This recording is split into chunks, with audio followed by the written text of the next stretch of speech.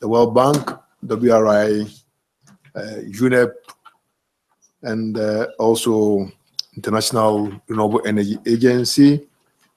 We have Foundation Turakuto di Tella. We have Swedish Energy Agency, and also FAO that work with us as Secretariat to prepare what we refer to as Compendium of baselines. And I think that was one of the things that the presenter from the ended session on cities was presenting in terms of collaboration between the city in Belgium with also a city in Benin, trying to support the city in Benin to prepare their greenhouse gas inventory, which is very important because you can only be able to tell how much you have reduced if you know where you are. So it's very important. We've collaborated with these agencies to prepare these important technical materials, which we hope countries can use, but also in terms of the context in which we are working, cities can also use to prepare their inventory, but also to be able to set what we call the baseline that allows them to do actual projects where they will be able then to estimate what are our emissions before the project, and therefore with the intervention that we make, taking the actions as far as implementing that project, what does that lead to, and how do we quantify the emission reductions that we have sort of achieved through the implementation of this project. So it's a very important session that we will be having together with you, and we have, I would say, distinguished presenters that are here with us this afternoon to do those presentations. So far, we've been able, working together, have prepared about 5 different volumes of the compendium, which covers most of the, I would say, the IPCC sectors. We have prepared one which is very generic, national level, in terms of trying to set baselines in terms of mitigation across the country and the economy as a whole. We have prepared one that's looking at manufacturing industries and construction. We've looked at one that is only focusing on passenger freight and transport. We also have prepared one with agriculture, forestry, and other land use, and one also on residential, commercial, and public buildings. Certainly, all these compendium are very useful and provides, like I said, the basis for your estimation of emissions if you need to undertake projects within these sectors. So we have this afternoon to present to you and to also generate discussions among ourselves, Mr. Roland Royce from IRENA.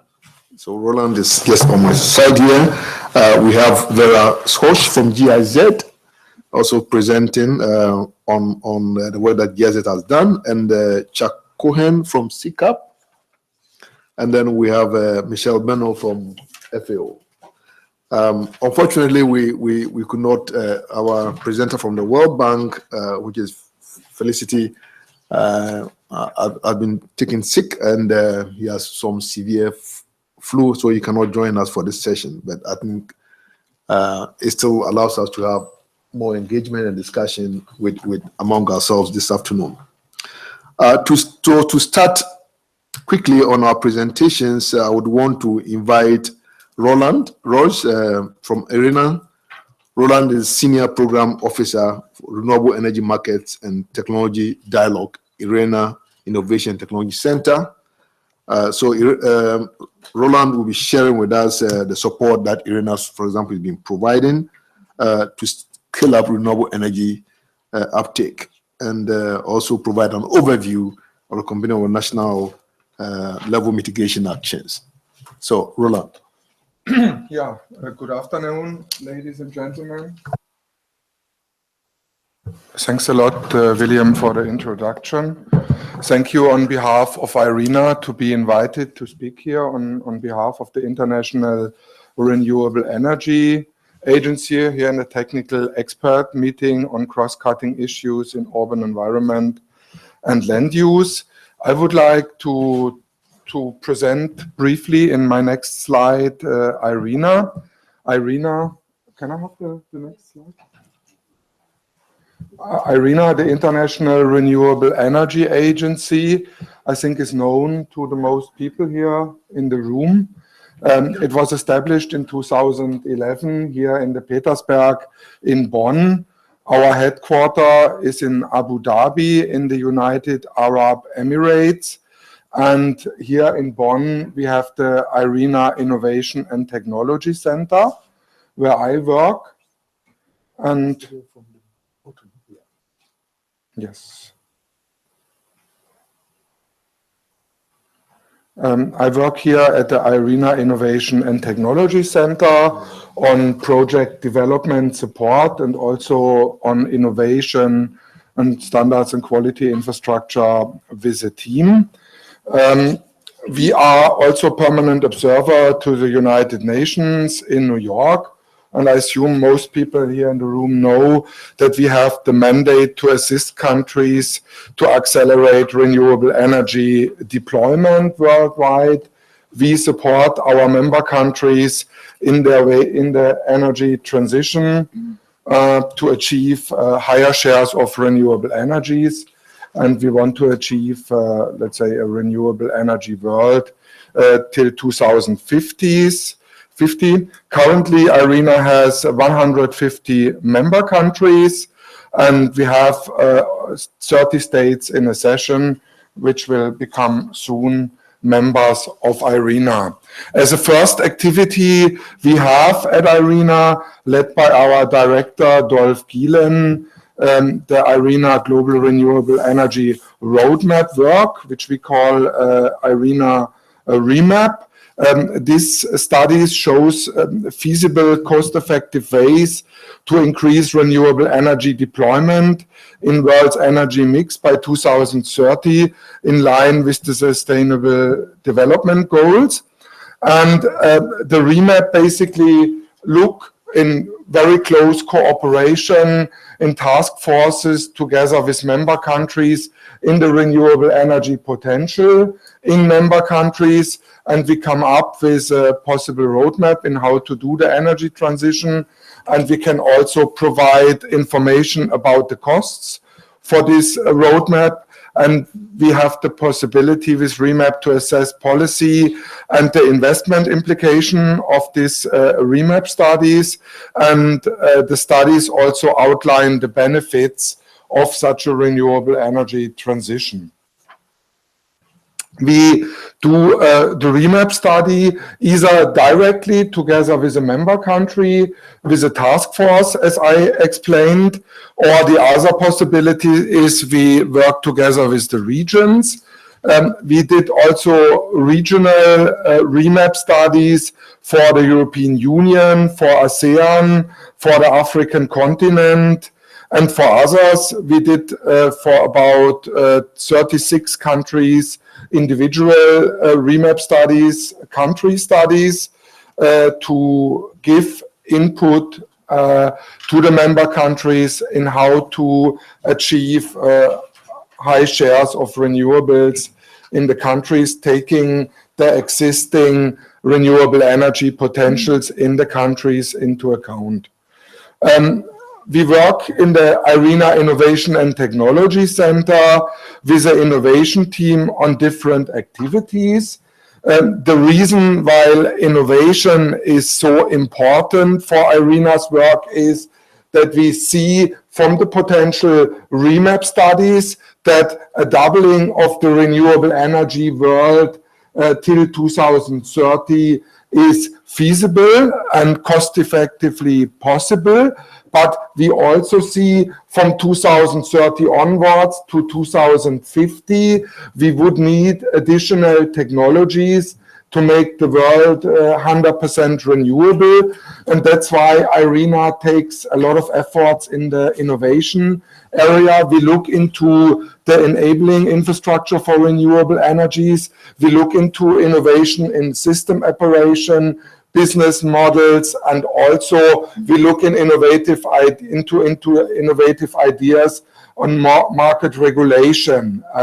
Also, technology innovations play a role, looking into innovation outlooks, providing technology information about renewable energy technologies to member countries. Also, sector coupling, using the potential to optimize the different sectors and to mitigate and reduce CO2 emissions play an important role.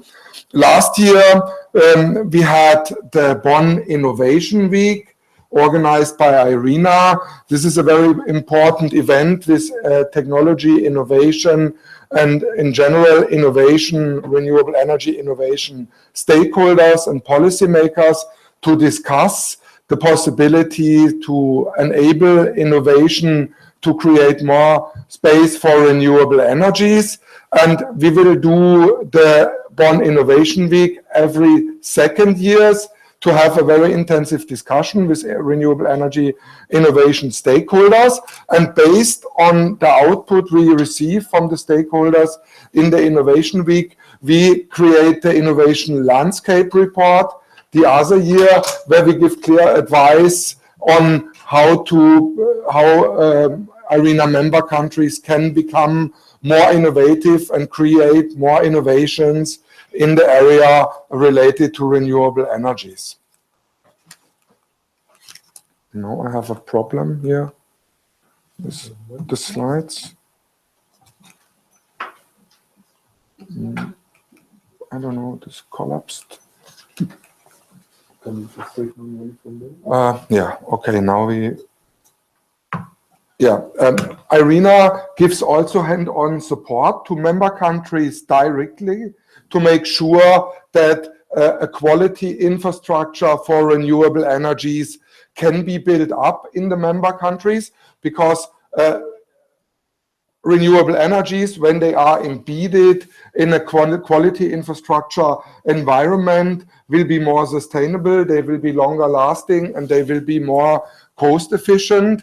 And there I want to highlight that we have Inspire, the renewable energy standards and intellectual property rights platform, which is very much used by member countries in looking into policy making and looking into fulfilling the standards requirements and looking into the intellectual property rights needed for the energy transition. This is a very important platform which you find under w.irena.org/inspire. Also, IRENA is extremely active to support member countries in the energy sector transformation with hands-on project development support.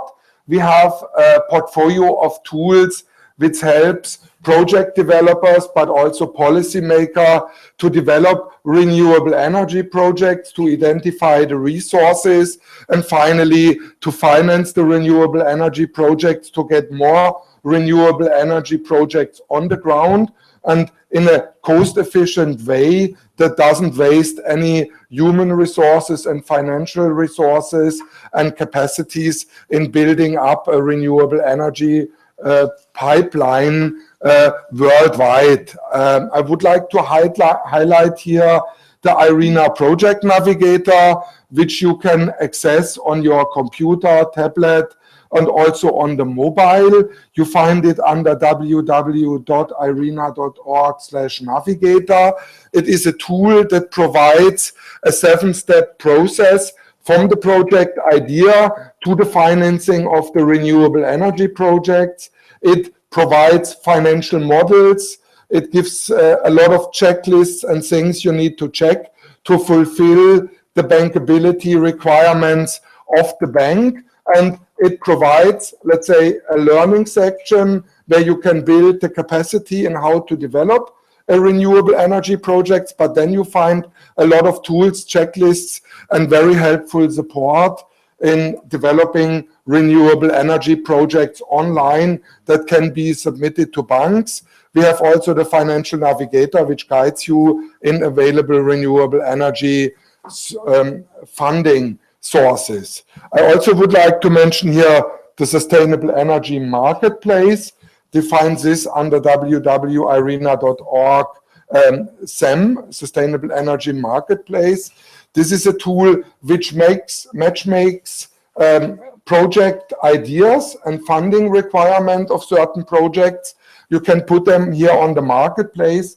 We have frequently national development banks, multinational development banks, and also the private sector looking at projects and pick them up here to matchmake between projects' ideas and the funding of renewable energy projects.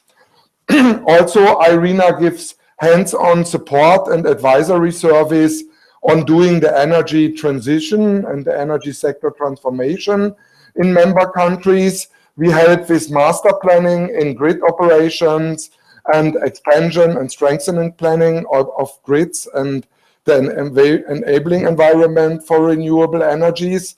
We organize technical workshops to exchange best practices among planners and operators, and we support renewable energy corridors in East Africa, West Africa, Asia, and Latin America. We have some more things to say on how IRENA supports renewable energy sector transformation and how IRENA supports the mitigation of CO2 emission. I just want to mention two more things here. The Rethinking Energy, Renewable Energy and Climate Change report, which is our Rethinking report, the flagship report of IRENA. There we did a special one for the COP in Paris. And I would like to mention here the Compendium on greenhouse gas baselines and monitoring, national level mitigation actions, as it was mentioned earlier in presentations, and as also William mentioned it today. A very good report, kind of prepared in cooperation with the World Bank, FAO, UNDP, World Resources Institute, GIZ and IEA, and also the Swedish Energy Agency and the Fondazione Torquato di Tella. IRENA provided input to the report, mainly on tools to identify renewable energy options, opportunities in the planning of member countries. It is an Excel-based tool, Excel-based accounting tool that supports the analytical work to identify renewable energy options in addition to the existing energy plans of UNFCCC countries and also of IRENA member countries. So that was already my last slide. I'm happy to discuss further with you the tools and the support IRENA provides on CO2 mitigation. Thanks a lot. Thank you very much, Roland. I think there will be a lot of questions coming your way. Colleagues, before we move on to the next presenter, I would just check with you if there's any quick question, clarification question you want to raise. Otherwise, we'll wait until we've heard all the presentation and then we can move into discussion. Is there any request for the floor at this stage? I don't see that with the case, so I'll move on then to Vera, Director Climate Change, Environment and Infrastructure, GIZ. Vera would also be sharing with us the support the organization, certainly GIZ, provides for mitigation actions in the transport sector. So Vera, you have the floor. Thank you so much. I have the... Oh, of course, sorry. Okay, I think we still have to upload the presentation. So we'll, oops, wait for a second. Here it is. Okay. First of all, also, William, thank you very much for give GIZ and CCAP the opportunity to speak here at this side event. And Chuck and I will focus on another sector which is very important when it comes to decarbonization, that is transport and urban transport, and that is in addition to the very important energy sector when it comes to mitigation issues. We know that the emissions from the transport sector are increasing, and we have very much to look after the sector. And When I look into what we are doing within GIZ, I mean, our portfolio in the transport sector, I wouldn't call it very large, but we started with the help of funding from the German government, namely from the Federal Ministry for Environment and the Federal Ministry for Development Cooperation. And that led within GIZ to the fact that we have a couple of bilateral projects in the transport sector, and also a couple of global projects. Yeah, so where we have in the global projects interventions in many countries all over the world. And since we have a particular approach to capacity development within GIZ, we are working in different layers. So one layer is what we call human capacity development. So we do a lot of trainings in the field of sustainable transport to different kinds of target groups in our partner countries. So that is the first layer you see on this slide. We also do a lot of organizational development that also includes, for example, advising governments on transport strategies which are sustainable and which lead to decarbonization in the sector. And we are also what we call work on the level of society. So, for example, we try to partner with others from civil society, and I will give you some examples later on in what kind of initiatives we are active with other partners from GIZ.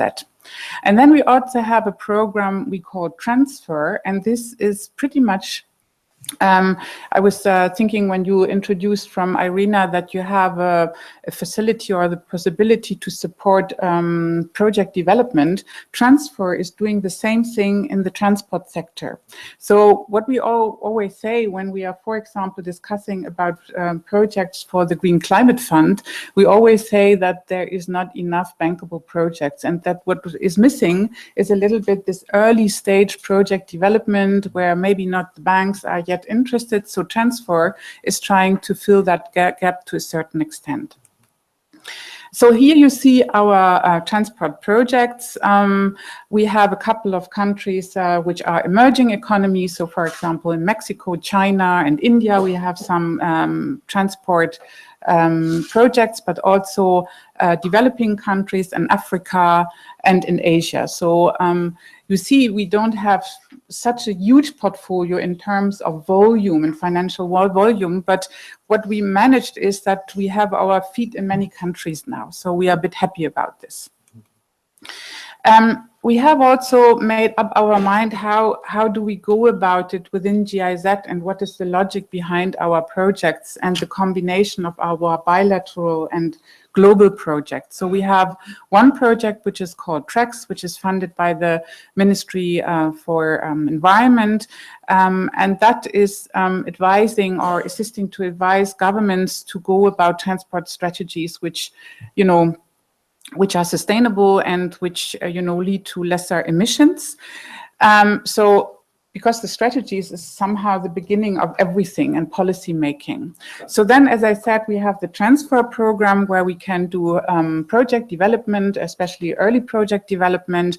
And then, we have our bilateral projects, which can rely on the strategy and policy making, the early project development, and where we, in the different countries, we can really work more intensely on different subjects like the implementation of more precise mitigation actions, where we can continue to work on institutional and financial setup in a particular country, and where we can work in the most important area of reporting verification, MRV, which is, as we see here at the SB, such an important topic.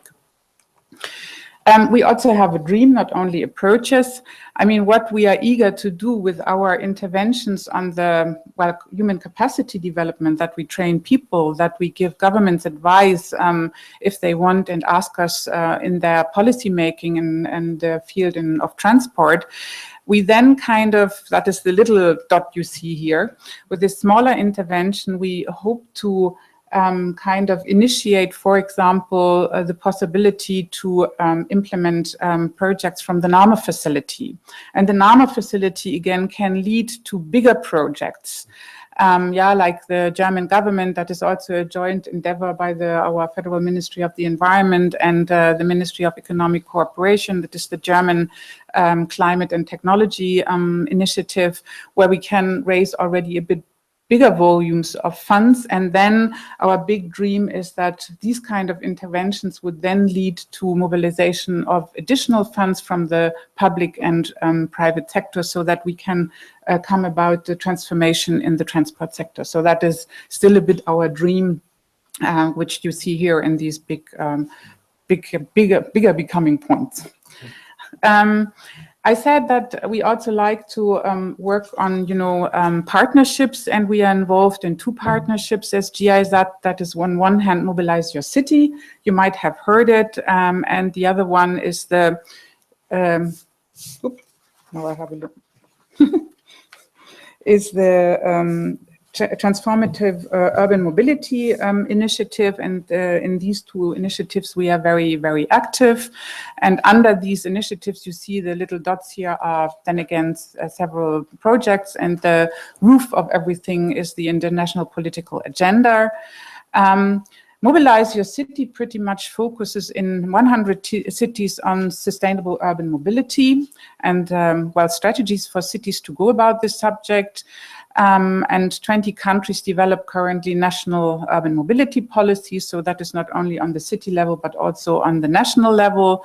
And the TUMI was launched last year during the Habitat 3 event in Quito. And here we focus pretty much on training of people we call game changers. Yeah, and we have also in the frame of this TUMI initiative a couple of pilot projects, and also our sister organization here in Germany, KfW, is pretty much involved. Yeah, and then we also do a lot of work in MRV. So we started in the transport sector with MRV of NAMAS. That is already a couple of years ago, 2 years ago. World is moving fast when we discussed a lot about NAMAS. Then 2016, we developed a reference document on MRV in transport, and knew that is now brand new. That is our compendium here. We did in partnership with UNFCCC and CCAP. That was a very brilliant kind of collaboration. And that is a compendium on GHG baselines and monitoring. And now I'm very happy to hand over to Chuck, who is able to give you more information on the compendium. And I was said that I should wave with this document here, but you can also see it in the internet. Thank you very much for your attention. Okay, thank you very much, Vera, for that presentation in terms of what the GIZ has been doing in the area of transport and how they are supporting countries and the tools you have prepared to support countries do that. We'll move on with the presentation from Chuck, definitely introduced by Vera already. Chuck Kushan from CCAP. Also with the transport policy, it's a transport policy analyst, and he would also be sharing with us the work CCAP also does in that area and present the compendium as already on the screen. Chuck, you have the floor. Thank you very much. And I want to thank GIZ for letting CCAP help them on this. We've been doing transport work in different countries for some time, and I think that we have a little bit of insight into how to make MRV documentation helpful and useful to the people who actually need to use it. So I'm just going to give you a very few quick slides showing you what's in the transport volume of this compendium. And hopefully, if the button works, it will.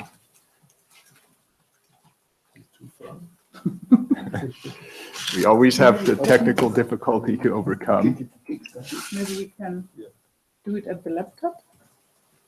No. There we go. Thank you. So transport is a very complicated sector to work in. Any of you who have done so know that there are literally hundreds of different methodologies out there in order to do an MRV on some particular project. It seems like every project makes their own methodology, and it's different from the one before. What we tried to do is look at the basics for how to think about transportation mitigation actions, and we made this chart that you can see that talks about supply and demand and avoid, shift, and improve, and all of the different ways that we try to think about transport and start to group mitigation actions into different categories that have similar methodologies to do the MRV on them. And we've come up with 8 categories so far. The last one, pricing, has not yet been written. The other 7 have been written. And I will show you what we present for each of these type of methodologies. In the volume, if you start with the methodology, we give a map, a navigation map, that talks about the different tools that are out there and helps you to choose the right tool for your purpose. And we have several axes here, and one of them is your objective. Are you trying to start in the beginning and plan? Are you trying to justify some funding? Are you trying to report your results later on? Or are you actually involved in emissions trading? And each of these purposes is going to require a different type of methodology sometimes. We all know CDM has gotten to be some very involved methodologies, very rigorous. We all know that there are some very simplified things that you can do. So we put this onto a map. We call it the navigation map. And we group them into other categories that show how are you gathering the information, how much accuracy is required, and what type of tool does it have, a computer, spreadsheet, or software to help you with it. So we also, in addition to the map, we have some tables that go into the details of these different methodologies. And SLOCAT, the Sustainable Low Carbon Transportation Partnership, has a very large spreadsheet of methodologies, which is difficult to navigate. And we, in conjunction with that, have made these maps to help you. So take, for example, if you had a comprehensive urban transport program, probably the most complicated thing to do MRV on. Here's an example from Beijing, GIZ graciously wrote up. You have many, many programs involved. You have metro extension, bus extension, vehicle registration quotas. China's doing a lot, in fact, on transportation, and it's kind of coordinated. What type of MRV systems are available? What methodologies are available to do a project like this if you had it in one of the cities in your country? Next. So the first thing that we show is this model that has a cause-impact chain. And for a comprehensive plan, it's a very complicated chain. For a more simple type of mitigation, this graphic would be much simpler. But it shows you what are you expecting to really do, and to rigorously look and see what are you going to have to measure in order to see if this mitigation action is really effective or not. So for a comprehensive plan, you're going to have to measure a lot of things. For a simpler mitigation action, you may only have to measure 2 or 3 variables. We show this in the graphic. We have the little green arrows showing you where you should expect to see the changes. And we talk about, in some of them, some of the rebound effects or the other effects, the leakages that you could have, all on this cause-impact chain graphic that starts out the chapter on each mitigation action. And then, of course, we have the tools placed into the bubbles and showing you. So the CDM tools you see are down there. Well, there's some CDM tools, I guess not for comprehensive, because CDM never did that. If there were CDM tools, they'd be even further down under the emissions trading section. But you can look in these bubbles, find the tools, then you would go into the tabular area. You can look up about the tool. Where do you get it? We have links to get any of these things, how to download them, how to find them. And we have some text explaining to you when you might want to use a particular type of tool for a particular purpose. So that's what we have in the compendium. It's going to be available online. You can point your phone at that funny little graphic and get the earliest version. I will wave it around as well. It's beautiful. It has pictures in it, besides just the ones that I showed you. It has pretty color pictures too. And I think it'll be very helpful. We're going to be doing a webinar. GIZ will present a webinar where I'll go a little bit more in depth about it. And feel free to ask myself or my colleagues at GIZ about this project. Thank you. Okay, thank you very much, Chuck, for also that additional presentation where you presenting the work that I would say we did together with you to prepare this very important tool for use by countries. We hope countries will find it useful. We'll move on quickly then to Marshall to do the next presentation. Marshall is Senior Natural Resource Officer, Climate and Environment Division of FAO, and he also will be presenting on what FAO does in providing support to countries, in particular, with focus on AFOLU. Michel, you have the floor. Thank you. I have the remote. It should work. I'm closest to the computer. Okay. So thank you, William. So my presentation, I will focus on what FAO can help or what FAO is doing, supporting country in mostly mitigation, the agriculture, forest, and other land use sector.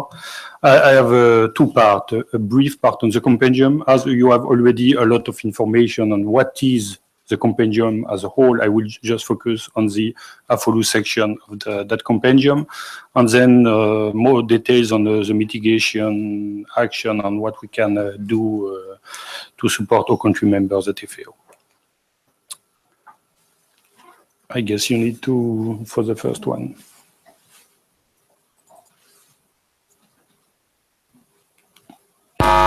No. Is it? I'm doing nothing. I'm just, okay. So the general purpose of that part of the compendium, it's a resource map of all approaches, methodologies, and tools available for that sector that is a really, really complex sector. So agriculture, forest, and other land use, it includes also aquaculture, for instance. You have a rice system, livestock, forest management, sustainable management of landscape. So it's a really complex sector.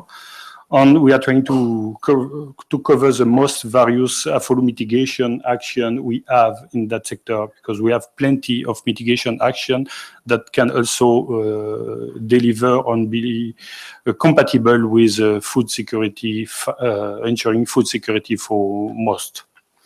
The target users are mostly policymakers, but also NAMA designers and implementers, so people that will implement on the ground the action. So here you have 5 bullet points. So we are basically covering general consideration when designing AFOLU baseline. So baseline for the AFOLU sector with a lot of specificity. Selecting also on implementing methodology for the baseline design. We have also a section on data sources for activity data, on emission factors. So to have an idea of setting a baseline, you need to have good information in terms of data, number, the size of Earth, for instance, and also the specific emission factor you will have to associate with different categories of animals, for instance. And also, this is really tricky for that sector, effective and cost-effective monitoring, because you can always monitor, but it has a cost, and the challenge here for that sector specifically is to decrease the cost of the monitoring. And we have also a section on technology-specific suggestions for baseline setting and monitoring. So this is really brief. If I go to that slide, so basically we have 12 steps. So it's not 1, it's just 1, 2, 3, 4. So to define the purpose of the baseline, identify the mitigation action you want to evaluate, identify the relevant greenhouse gas emission sources and carbon stock.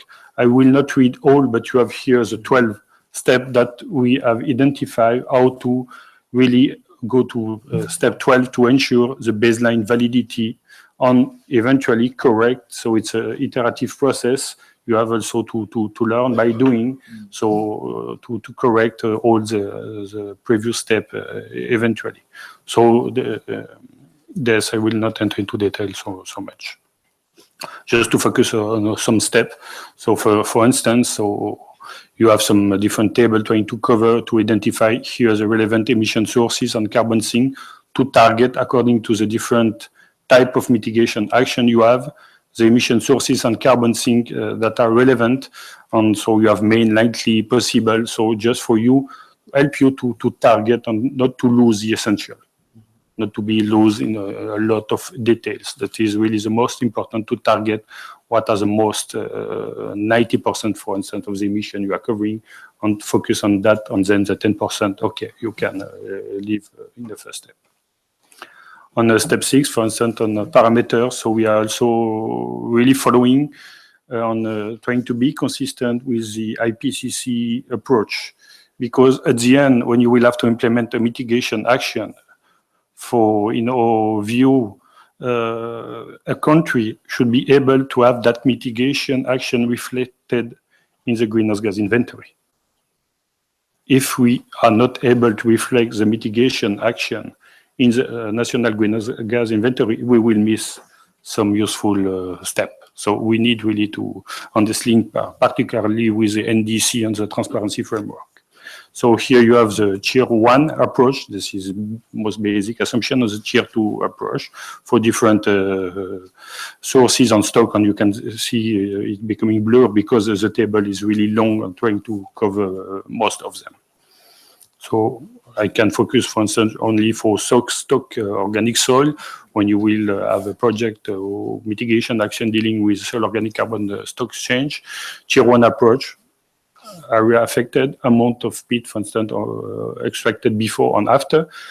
Or tier 1 approach, you do not need to measure on the N fraction of N, but a tier 2 approach, you will need to measure the fraction of N in soil organic matter that can influence into emission, for instance, associated. Now, if I move to what FAO is doing on the mitigation, I will use an example of a flagship program, Mitigation of Climate Change in Agriculture, MICA. I have some colleagues in the room that will say, oh, it's only one of the programs. Yeah, we have a lot of different programs, and we are trying also to be and to exchange with all the other technical division in charge of forest, aquaculture, crop production, livestock. So it's not just only one division working. It's inclusive of all division on trying to focus on what we are doing in terms of. So you can see here you have a lot of NAMA, NDC, MRV, and transparency framework with a lot of publication. I will try to give you some snapshot. So on the AFOLU sector, we try to give guidance on climate change mitigation. On the brackets are really important. In that sector, you cannot separate mitigation and adaptation. When you have to address in mitigation aspect in the agriculture, you should think about adaptation. Farmers need also to have resilient system and sustainable system. So it's always all together in the same equation. We provide evidence that climate-smart agricultural practices can reduce greenhouse gas emissions. So on the ground evidence, improving farmers' condition and make local communities able to adapt changing climatic conditions. We have some work on to evaluate the production cost of mitigation option. You can, you need always to have a consideration of the cost and the social aspect. We also provide some, this is on the below, the dark publication.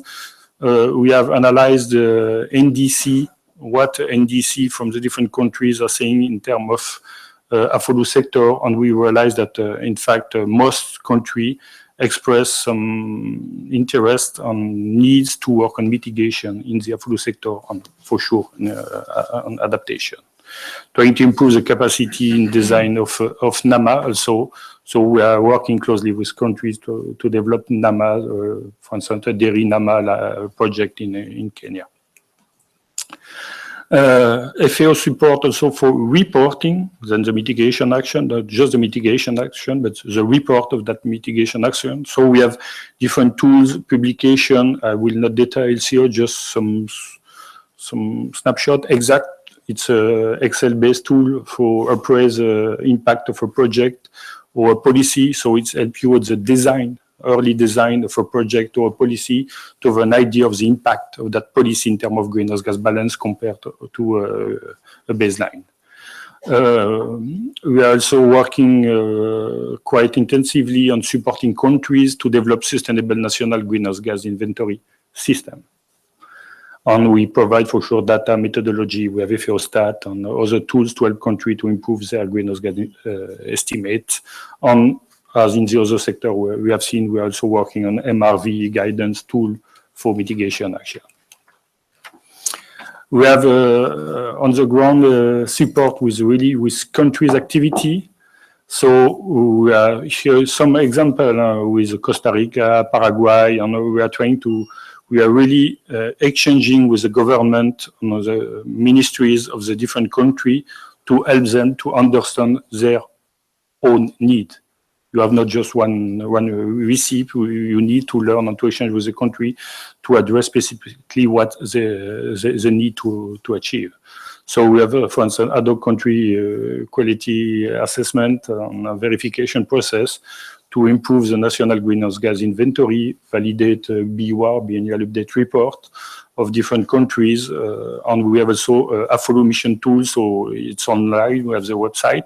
So where you can, for a country, for instance, we calculate all the greenhouse gas emission based on a tier 1 approach using FAO Stat activity data, for instance. So a country is able to check its own national calculation or greenhouse gas inventory calculation against a tier 1 approach on to see if there is some consistency.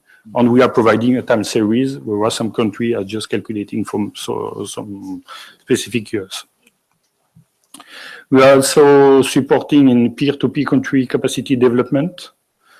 So we are really exchanging. So we are providing remote, so ground buzzering or sistering, gender balance, and in-country expert visits. So we also go directly to the country to work with them, to exchange, and to work also on institutional arrangement, because doing an inventory or implementing mitigation action need a lot of consultation to a wide range of stakeholders, from the farmer to the government. Ad hoc training session, for instance, in PNG, here, Côte d'Ivoire, Benin. So we are also addressing the support in the language that is specific to the country. Because English, it's fine, but when you go to most Francophone country, you need to provide the support in French, for instance. Capacity development workshop organized in country, so trying to involve all the different stakeholders present in the country. So we have, for example, Bangladesh, Myanmar, Ecuador, Dominican Republic, on supporting the design of NAMA. So on the right of the screen, we have a NAMA tool trying to support the country, and we are also using that tool supporting specific NAMA in Kenya. We have some exchange starting with Chad and Mozambique on that. I'm nearly reaching the end. We are not working alone to do all this. We have a lot of a wide range of partners. And here, for instance, I forgot, I can add GIZ also, but GIZ is behind the partnership and transparency in the Paris Agreement with UNFCCC. You have a regional workshop supporting country with some country like the CATSE Maroc, Center of Competence on Climate Change, the UN-RED program with UNDP and UN Environment partner. So we are participating in a regional workshop, either focusing MRV, NDC implementation, cost of implementing a system. And most of the time we are working also with together with the energy sector, because in the AFOLU sector we have a lot of concern in terms of energy consumption in the AFOLU sector, but also production of bioenergy. So most of the time, as those two sectors are most of the cases identified as the most important by the country, we are trying to address in working group the energy affordable sector on having plenaries where we have commonalities between both. On my last slide, we have just released 21 of March online tool, so it's free to help country or to learn on how to build a sustainable national greenhouse gas inventory system for agriculture. So the section on the forestry will be released in September this year. So we are using the 2006 guideline, helping also to transition from the 96 to 2006 guideline. They are not mandatory for developing countries, but there is strong request from all partners to move to 96 to 2006 guidelines. So that's why we implemented using the 2006. And we have a lot of practical exercise really to not just to view or to listen, but also to practice. You need really to practice to understand where the bottlenecks are and to find the subtleties of doing an inventory. So that's it. So thanks for your attention. If you have also after, we can chat. Also, Gil, you can raise your hand, is working with the FAO on the compendium on the AFOLU. On the side, you have Julian, that is a specialist on forest and RED activities. So do not hesitate to engage with them and to discuss with them. Thank you for the attention. Okay, thank you very much, Marshall, for also that additional excellent presentation.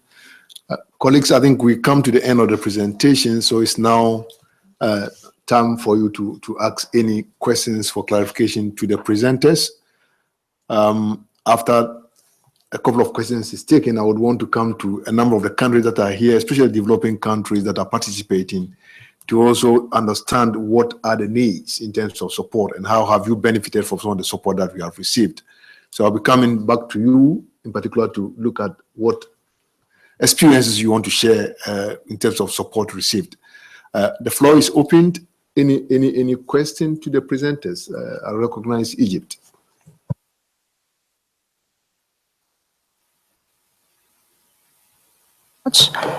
For the great presentation and this informative one.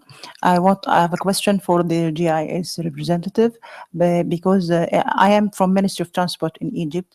I already performed many projects and we performed the Nino notes for the project.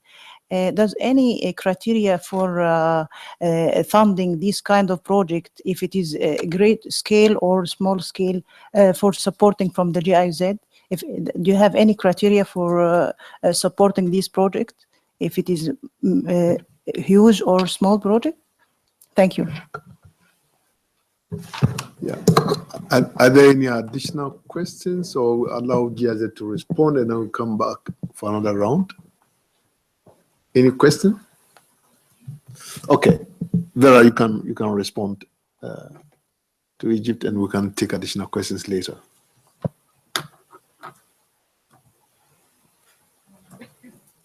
Yeah, thank you so much for your question. I mean, when it comes to the global programs we are having, in most of the cases, be it in the transfer program where we are dealing with early project development, or in the TREX project where we support governments in, strategy making and so on, we have a couple of predefined countries where we can make interventions. So I'm not very sure whether Egypt belongs to this type of projects, but I will ask my colleague who's here in the room whether we can consider also to be active in Egypt. So after this session, we just Thank you. get together. Thank you very much.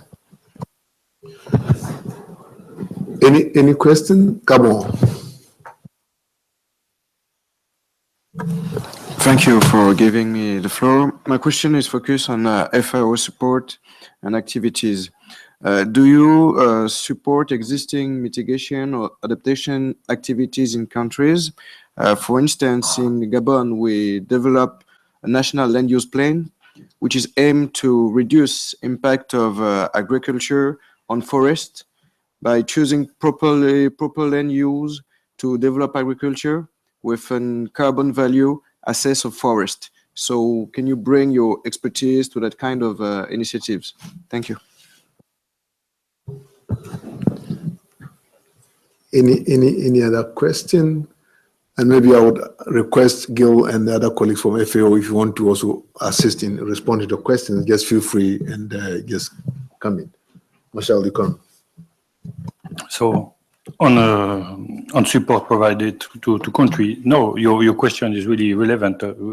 We have, I guess, in Gabon, we have project also in the ground working with your government, as a Ministry of Agriculture or Forest or even land use planning. So we are supporting, and we have a different set of tools. For instance, we have collect earth. In your country, you have a lot of forests, so you have a lot of, I guess, you are eligible also to REDD+ activities, if I'm not wrong.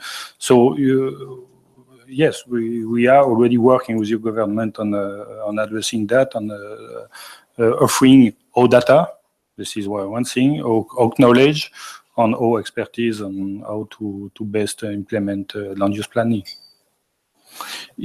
If I may, to answer to the first question, it was for GIZ, but the question is also relevant for the affordable sector and other player.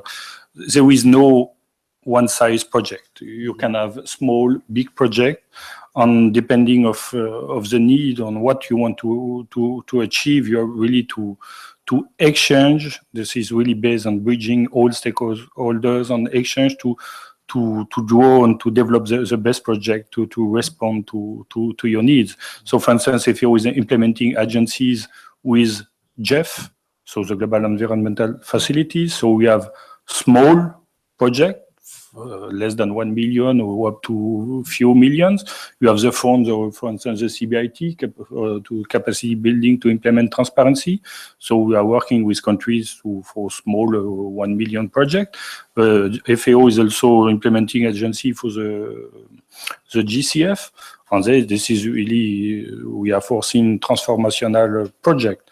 So if a countries have a really need to work on a transformational project at regional, sub-regional, or even national scale.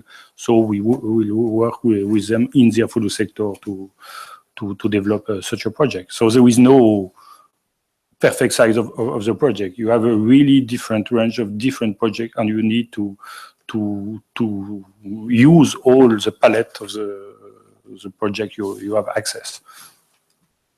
That's it. Okay. Any additional questions from the participants? Okay, maybe I'll just come quickly to the panelists and ask this question.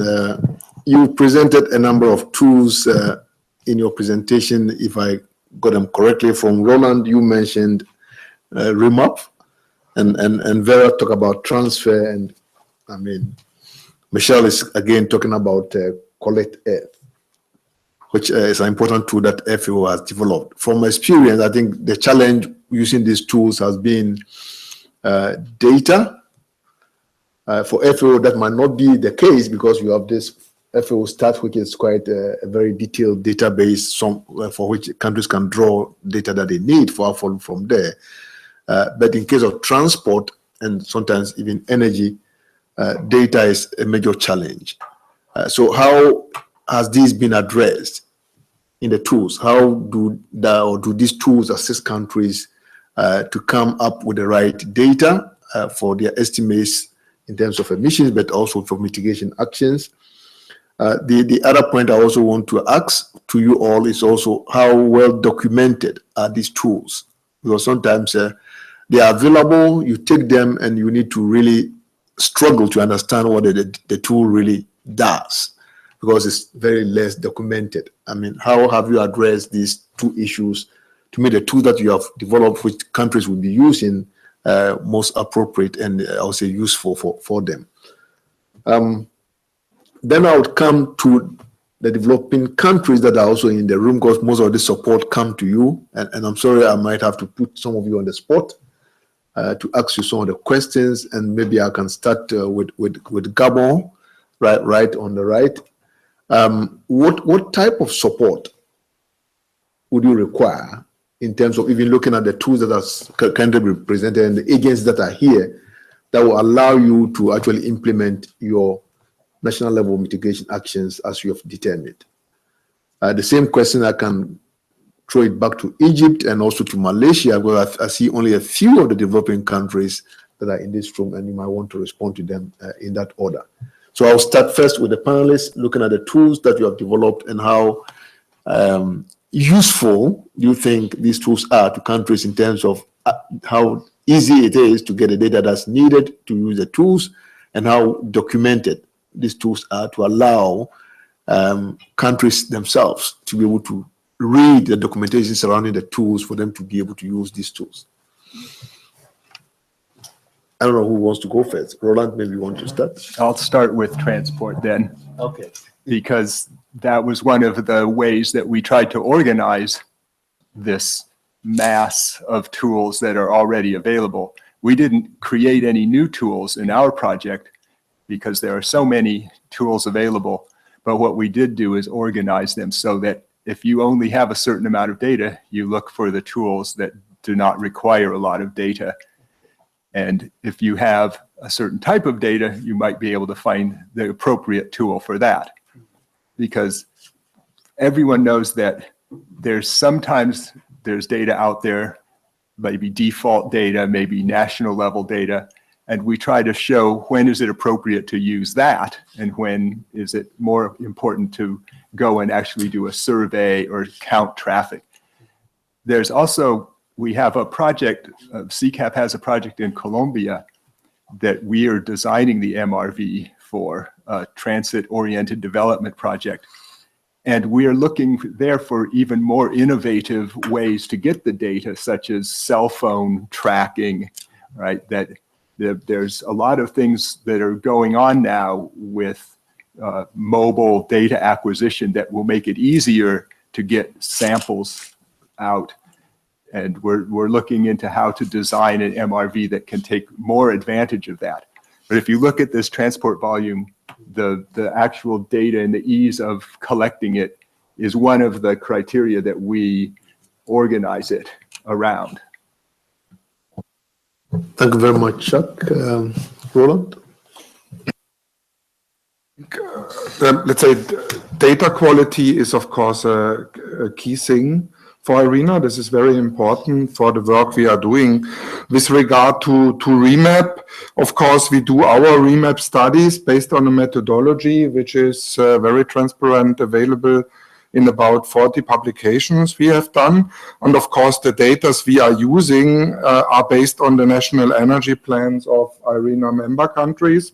And we very closely work in task forces together, and very often we have also secondments from member countries where the data we use in the remap studies are provided. And then, of course, this is over about a year a matter of discussion to discuss about the data, the quality of data, to make sure that we have a proper data quality from these energy plans we receive from member countries. And then we put it in the remap methodology. And this methodology is very transparent. And so it is possible to make comparisons between the different countries, between the different regions, and really have the possibility to kind of formulate policy measures and policy guidance from these remap studies.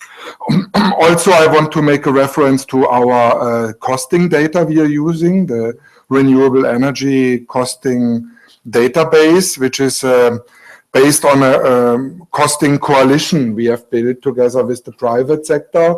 And there we look into the renewable energy cost for different regions, and we get the data from different sources. So from the private sector, from the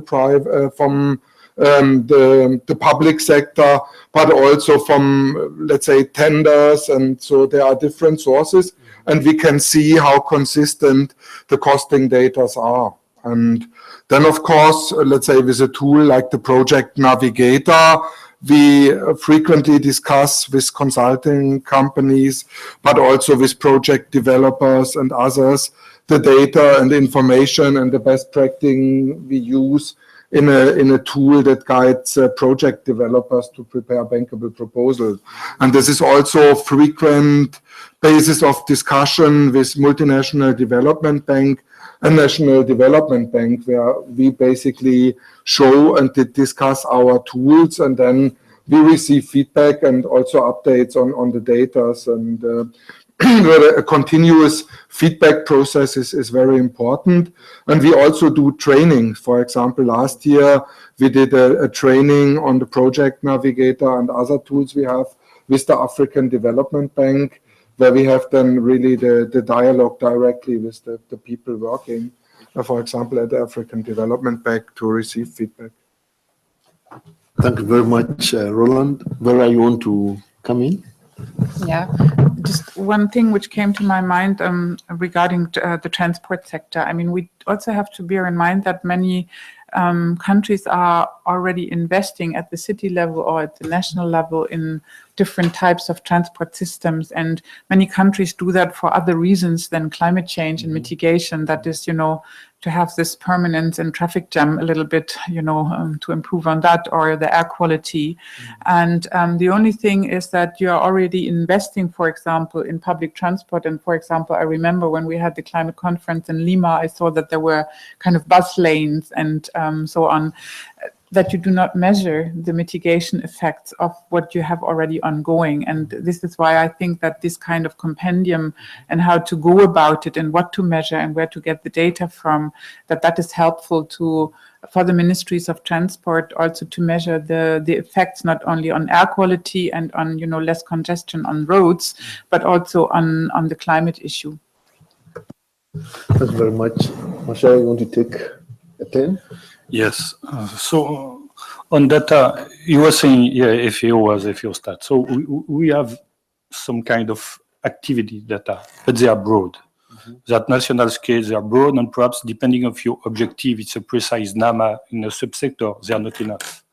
So you need to improve the data collection, but just not targeting the data per se, targeting the overall system in a country to collect data and to have a data repository that will be helpful, for instance, not only for greenhouse gas inventory, but for planning. This is the most useful for the countries to have data access for planning, and also in terms of to follow the production. So if you collect, let's say, activity data with in mind having greenhouse gas inventory, if you want to really be sustainable in the long run, you have to show that the system you will implement have also some added values, and the country will be able to use that in land use planning, in following the production, and then you can relate greenhouse gas inventory with, or you will have access to the intensity of your emission.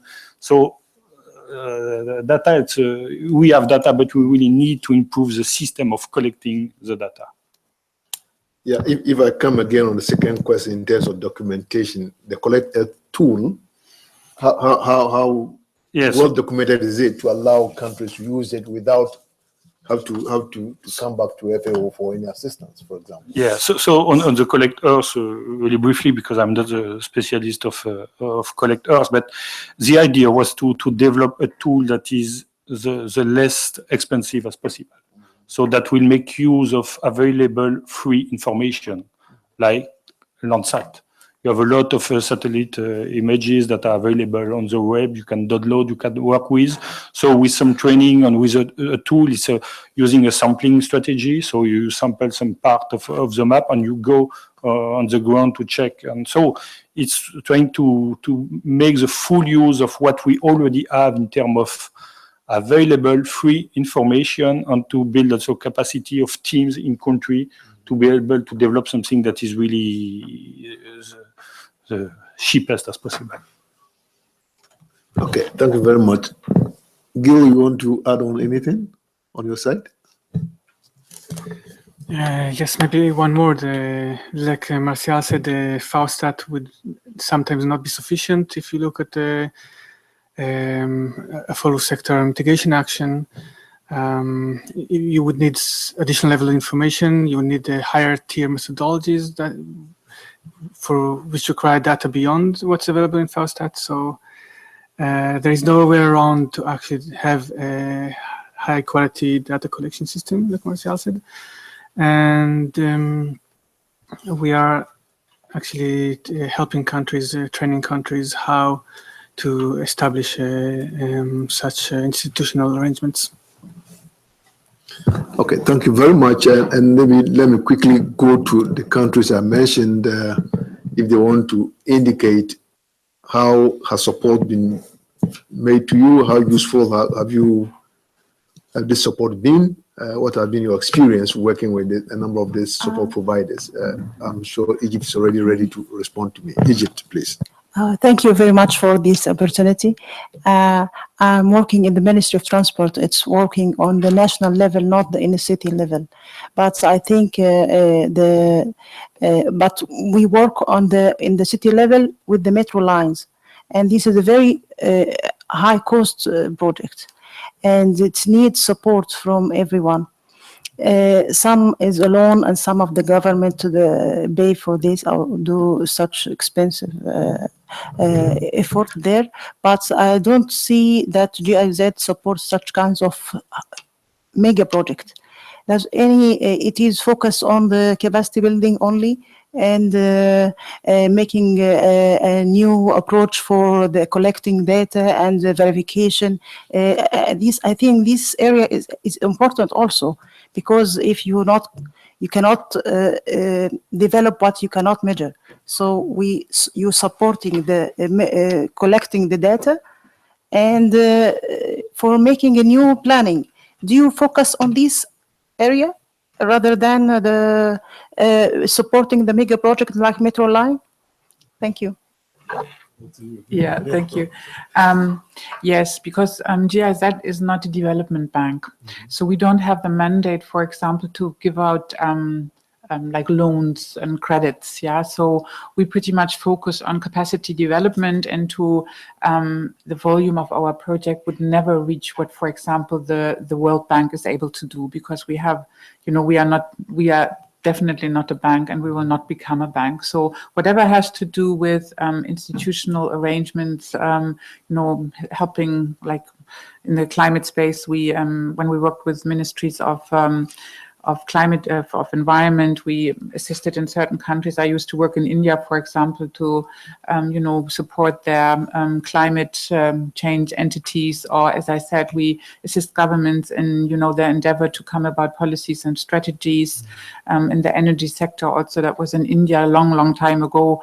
We assisted the government to come up with a feed-in tariff legislation, or even, as I said, trainings and human capacity development. But in this is why I said, like, where we had these different smaller bubbles and bigger bubbles, yeah. So there you need some other partners which would help with the funding and the finance of such huge metro investments, if you want. Okay, thank you The clarification. Gabon. Yes, thank you, facilitator. For this question about the support that we can need, I want to say first that Gabon's vision is that climate change is an issue of sustainable development, and we have to face it in any case. So the support that we can need is firstly because we don't own the solutions.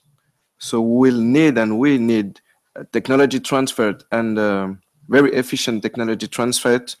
And if we get those new technology, we'll need the capacity to use it. So capacity building is also a very important support that we can need, maybe more than finance that we mainly see, but we have to resolve those issues and those problems with the technical appropriate tools.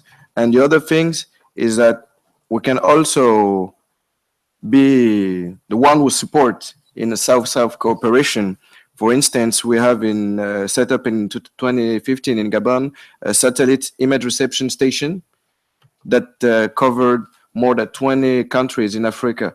So we can also use Landsat technology or satellite image to help other country. And at this point, the support that we can need is to help different developing countries to share experience and to share tools that can be useful for any others. So I think that's the kind of principal support that we can need.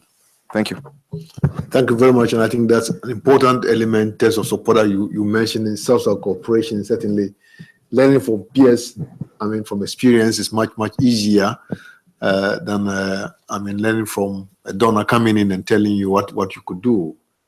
So would certainly encourage that type of learning continuing, but certainly your experience also working with other partners is also critical, and that you can also share with us. Malaysia, do you want to share anything with us in terms of experience with the support received so far and how beneficial this has been? No? Okay, good. Any person who want to, yes, please. Just a few questions on the city level support. So thank you for the speakers for their very insightful presentations. For Irina, I was wondering, like, all those support mechanisms that you've presented, are they also available to local governments and municipalities? And what's your experience on how they are used by those at those level? So specifically maybe regarding what you presented, the hands-on support, the different ways of hands-on support you provide, and also the sustainable energy marketplace. So do you see projects at the city level also on that marketplace and receiving support? And then for the colleague from the GIZ, similar question. So in terms of the support you presented, how's that available to cities? You spoke a lot about supporting governments, so I was wondering how those cities are included there. Maybe specifically also on the human capacity development side. So in the sustainable transport area, are you supporting cities on that, or is that at the national level? And maybe also that TUMI initiative, which I found quite interesting. So those 1,000 individual game changers, as you call them, are those city level representatives or from civil society? Maybe you could say a few points on that. And lastly, to the FAO, also similar. I mean, do you have city level cooperation? I know you have a program called Growing Greener Cities, which is, I think, about urban gardening. I know your focus today was a bit of a different one, but maybe you could also say something to that if possible. Thank you very much. Okay, thank you. So we start with Vera.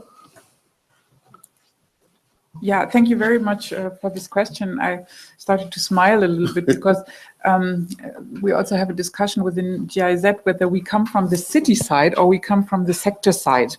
Yeah, so in my division where I'm working, we come from the transport sector, but for example, in the TUMI program, these game changers, they also come from the city level. Yeah, so that it's sometimes a national level, but also the city level.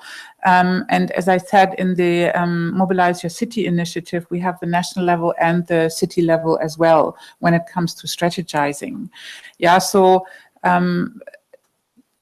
but you have, like, since we belong to official German development cooperation, we somehow have always to discuss with the national level, and we cannot just just go happily in the countries and start without any approval of the national level, happy to work happily with the cities. Yeah, that is something we have to bear in mind. But on the other hand, I mean, this is the discussion we are now having also in the climate negotiations, that we have to mind the subnational level. And I'm very happy that we also are in close contact. That is a neighboring division of of mine, they are working with the C40, for example. That is a coalition of cities which are, very eager to do something about climate change. And there's also the Compact of Mayors. And we try also to be part of this discussion to assist this subnational level to move ahead. Yeah, so that we can also benefit from the dynamics we have in mega cities and cities which are not so mega yet. Yeah.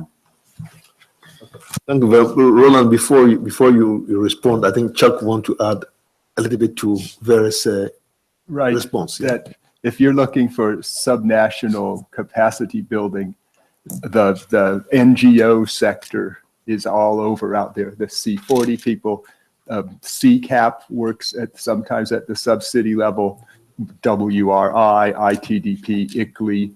There's a vast range of organizations that want to focus in on the technical details at the city or regional level. And some of them, we work from top to bottom, just opportunistically, basically. Some of them have more programmed methods of doing that, but there's a lot of assistance out there. Thanks, Chuck. Roland? Of course, IRENA is a governmental organization, and that's why we engage mainly on the national level. But let's say there are some. IRENA is now working on a cities program, and let's say there is of course a need to engage on the level of cities, mayors, also region. I think it's also for the use of the tools we have, and I was very much involved in the creation of the project Navigator, and also on the sustainable energy marketplace. And there, of course, we had a lot of discussion with the communal level, the cities level, and in many of the countries, the first access to the sustainable forms of energies happens on the city level, and that's why the tools we have and provide give specifically guidance also for cities and communities, and also community finance is getting much more important, and we are very active there. So let's say there's not really one-to-one engagement. It would not be possible with a secretariat of only 200 people to work with all levels, with all regional levels and national levels.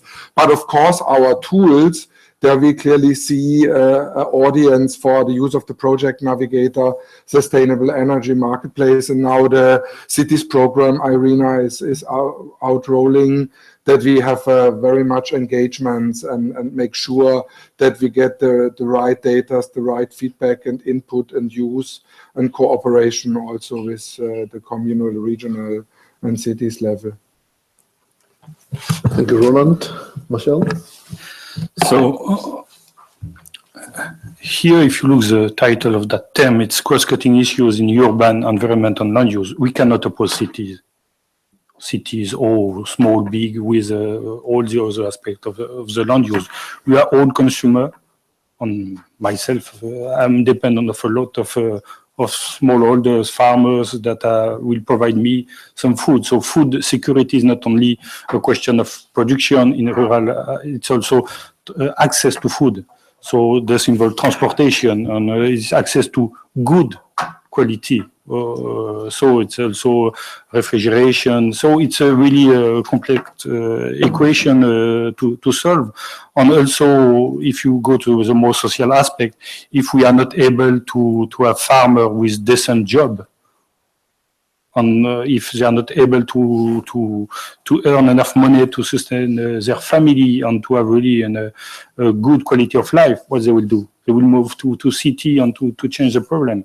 So it's really a big and a complex equation. So TFO, we are for sure working on a urban food system or peri-urban food system, or trying to also to work on the full value chain. So this is really part of the equation when you deal with food security. What we want to achieve is sustainable food system. So sustainable food system should involve all from the production to the consumer. And then you have also the waste aspect. So we need to have some time that in food you have a lot of nutriment that would be really useful to go back to the system to have kind of recycling or to close the gap as much as possible. So, yeah. Okay, so thank you all very much, and would you join me maybe in thanking, because our time is already up, in thanking the panelists for the excellent presentations and also responses to the questions that were raised.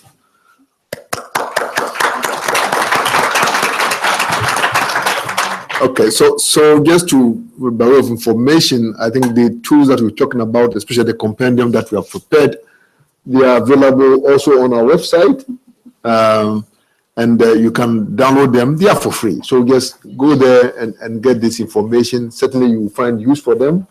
And Michelle, want to add? Yeah, just was something, you were not behind the scene, but Victoria was really key on trying to put all these different actors on the compendium. So yeah. She also deserves some applause on that. Okay, thank you very much. Yeah, we know that Victoria had to work over long hours to get these things done. It's been challenging, but certainly very fruitful and very useful for us.